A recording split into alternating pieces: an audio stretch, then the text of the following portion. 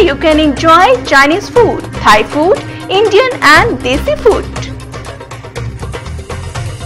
One buffet is very nominal.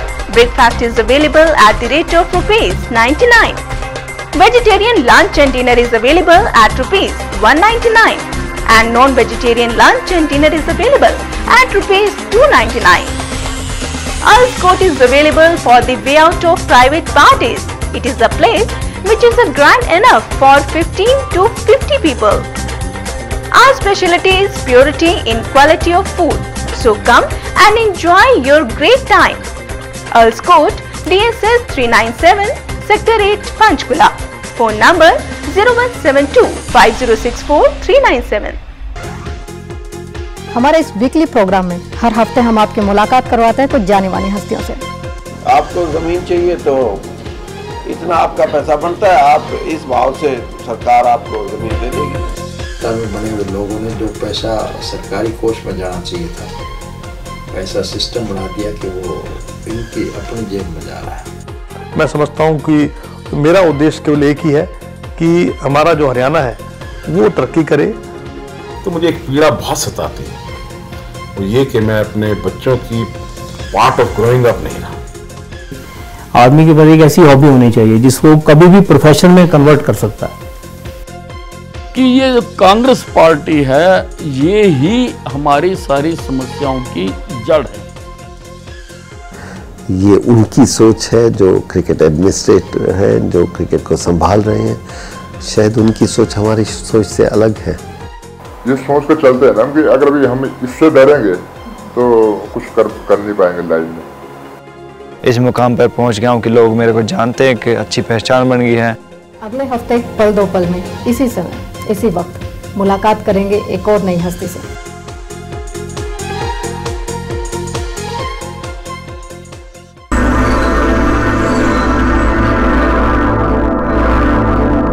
Break के बाद आपका फिर से स्वागत है। पल दो पल में हमारे आज के खास मेहमान हैं मिस्टर एस नकवी जी। ब्रेक पर जाने से पहले हमने उनसे बातचीत की कि ओमान में जब वो आए और ओमान में जो हॉकी को एक मुकाम दिलाया या इसका जो एक रूप और जो आकार बनाया वो उन्होंने किस तरह से शुरू किया और कहाँ तक वो इस चीज़ में सक्सेसफुल हुए, इस चीज़ पे हमने बातचीत की। अब ब्रेक के बाद हम उनसे बातचीत करते हैं कि एक जो सम्मान होता है, नकवी साहब, जो ऑनर होता है किसी भी शख्सियत के लिए, किसी भी इंसान के लिए बहुत इम्पोर्टेंट होता है। तो हम आपसे ये जानना चाहेंगे कि जब किसी भी शख्सियत को या कोई भी आपका काम करने पर आपको जब सम्मानित किया जाता है तो सबसे पहले तो आपकी वो सम्मान मिलने पर आप किस तरह का महसूस करते हैं, और दूसरा हम ये जानना चाहेंगे कि एक व्यक्तित्व को और ऊंचे लेवल पर ले जाने तक के लिए सम्मान किस तरह का रोल अख्तियार करते हैं। ये एक बहुत ही अहम सवाल है जो आपने मेरे से पूछा। हर शख्स, हर इंडिविजुअल की एक उम्मीदें होती हैं, वो किसी न किसी उम्मीद के साथ कहीं पर शिरकत करता है या अपना कंट्रीब्यूशन देता है या कुछ भी अपनी तरफ से कंट्रीब्यूशन देता है। जब किसी को कोई बड़ा इनाम मिलता है तो एक ज़हनी तौर पर उसको खुशी होती है कि उसके काम को सराहा गया। स्पेशली आजकल स्पोर्ट्स में बड़े बड़े अवार्ड्स दिए जाते हैं, लोगों की सर्विसेज को सराहा जाता है। मैं बहुत ही लकी हूँ, I am very fortunate that मेरे इन सल्तनत ऑफ ओमान मुझे हर तरह से नवाजा गया, चाहे हॉकी हो, चाहे ओमान ओलंपिक कमेटी हो, चाहे हमारे दूसरे हिंदुस्तानी भाई हों या हॉकी एसोसिएशन हो, इन सब ने हमको बहुत ही ऑनर किया है, हर तरह से ऑनर किया। एक ही अफसोस ये रहा है कि हमारा रिकग्निशन अभी इंडिया से नहीं हुआ। इंडिया में रिसेंटली हमको जर्नलिस्ट फेडरेशन ऑफ इंडिया ने हमको बुला के एक अवार्ड दिया, जिसके लिए मैं उनका बहुत शुक्रगुजार हूँ। और मैं जानता हूँ कि इसकी बड़ी अहमियत है। इंसान की ज़िंदगी में अवार्ड जो हैं वो एक मुकाम रखते हैं, लोगों में उनसे उनकी इज्जत अफजाई होती है और यही एक सिला मिलता है कि आप दिन रात मेहनत करो और उसके बाद में आपको उस सिलसिले में आपकी तारीफ की जाए या आपको कोई अवार्ड दिया जाए। ये एक इंसानी फितरत है, ये मैं अपने ऊपर नहीं कह रहा, मैं दूसरे लोगों पर भी कहता हूँ। जब किसी को किसी चीज़ से नवाजा जाता है उसको एक दिली मुसर्रत होती है, दिली मुसर्रत के लिए वो अपना जान और तन लगा देते हैं, दिन रात लगा देते हैं। तो इसलिए मैं बहुत फख्र और खुशी महसूस करता हूँ कि मुझे ओमान ने हर वो चीज़ इज्जत दी जिसका मैं हकदार था। जी नकवी साहब, यहाँ हम ये जानना चाहेंगे कि जब हम आपके घर में हमने एंटर किया और ये सब देखा, जो आपने गैलरी को जिस तरह से मेंटेन रखा हुआ है, तो ये जो इतिहास को संजो के रखने की जो आपकी एक ललक थी, ख्वाहिश थी, इस चीज़ को आपने बड़ा ही संभाल के भी रखा है। और ये भी बहुत बड़ी बात है कि ओमान में कोई ऐसा सम्मान अभी नहीं बचा होगा जो आपके ऑनर में सरकार ने या सल्तनत ने आपको ना दिया हो। तो जो अपने यहाँ पे हिंदुस्तानी भाई हैं या और ओमान वाले हैं, तो उनके बारे में अगर हम आपसे जानना चाहें कि उनका जिस तरह से कंट्रीब्यूशन रहा, आप उसको किस नज़रिए से देखते हैं? सबसे पहले इस जगह पर मैं सुल्तान काबूस बिन सईद अल मुअज़्ज़म उनका शुक्रगुजार हूँ कि उन्होंने सल्तनत ओमान को इस मुकाम पर पहुँचा दिया है कि जहाँ पर दुनिया का हर मुल्क उनकी तारीफ़ करता है।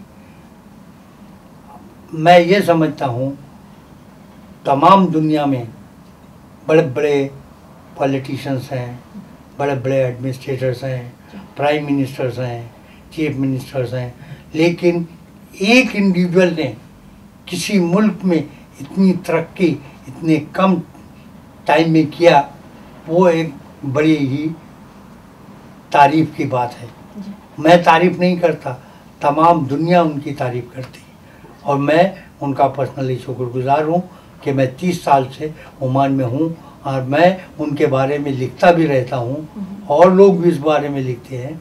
लिहाजा सल्तनत ओमान की तरक्की का चेहरा जनाब सुल्तान मुअज़्ज़म काबूस बिन सईद को जाता है और सब उनके लिए दुआएं करते हैं और कि वो हमेशा उनकी सेहत कायम रखे और मुल्क को इसी तरह लीड करते रहे। एक और हस्ती है जो मेरे लिए सल्तनत ओमान में, उनका नाम है डॉक्टर हम्माद हम्माद अल गाफरी, जो कि मेरे ओलंपिक कमेटी के प्रेसिडेंट थे, मिनिस्ट्री ऑफ एजुकेशन के अंडर सेक्रेटरी थे, यूनिवर्सिटी ऑफ काबूस यूनिवर्सिटी के, और ये तीनों इस मैजिस्ट्री के ड्रीम प्रोजेक्ट थे जो कि उन्होंने अंजाम दिए। जब मैंने रिटायर किया और मैं जाने लगा तो वो हमारे घर आए थे। उन्होंने कहा तुम कहाँ जा रहे हो? हमने कहा हमने रिज़ाइन कर दिया, अभी मेरी सेहत है। उन्होंने कहा नहीं, ओमान को तुम्हारी ज़रूरत है और हम तुमको अपने साथ रखेंगे, तुम हमारे साथ रहोगे, तुम कहीं नहीं जाते। इस सिलसिले में मेरा बेटा इनायत नकवी 3 बार आ चुका है कि बाबू वापस चलो, और आपको जाने नहीं देते। लेकिन मैंने फैसला कर लिया है कि मुझे ओमान पसंद है, ओमान मेरा दूसरा घर है और मैं ओमान में ही रहकर स्पोर्ट्स की सर्विस करना चाहता हूँ। जो ये सर्विसेज अब इस उम्र में मैं इंडिया में नहीं कर सकता, लेकिन ओमान में मुझे वो सहूलियतें सब मुहैया है जिनके ज़रिए मैं अभी भी स्पोर्ट्स में कायम रह सकता हूँ। मेरी उम्र 83 साल की होगी, लेकिन मैं सोचता हूँ मैं अभी भी 25 साल का जवान हूँ। That's good. तो ये थे हमारे आज के शो के खास मेहमान मिस्टर एस नकवी साहब, जिनसे हमने पिछले हफ्ते में बातचीत की थी, अपनी परिचर्चा को जारी रखा था और इस हफ्ते भी उनसे बातचीत करते हुए हमने जितना कोशिश की कि इस इतिहास को उनके शब्दों में खुद ही हमारे दर्शकों के सामने पेश करने की एक हमारी पहल रही और हमें उम्मीद है कि हम उसमें कुछ हद तक सफल भी रहे हैं। तो इस हफ्ते इतना ही, अगले हफ्ते इसी दिन इसी समय मुलाकात करवाएंगे एक और नई हस्ती से। तब तक के लिए आप देखते रहिए रूबरू टुडे। नमस्कार।